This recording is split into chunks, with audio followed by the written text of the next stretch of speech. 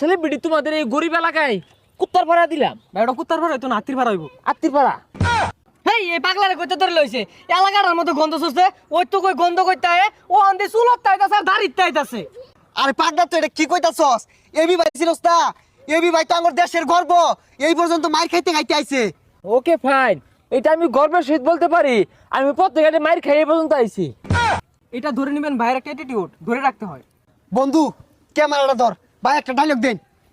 এই চুলের কালার দেখে যাদের জ্বলে, আমি যে কালার করছি তলে, এইটা কি কেউ বলে? এইটাই বাস্তব। আর ভাই কই গেতাছেন গা? ক্যামেরা তো আইনো ভাই। ওই লানিটা কই রে ভাই, ধরলো ধরুন কম্বরটা ফালাই। এবি ভাই, ভাই ফ্যান রিকোয়েস্ট অ্যাকসেপ্ট করে যান, মেসেঞ্জার আনিলে কথা কই ভাই। ভাই লানি লইলো ধরুন ভাই ধরুন।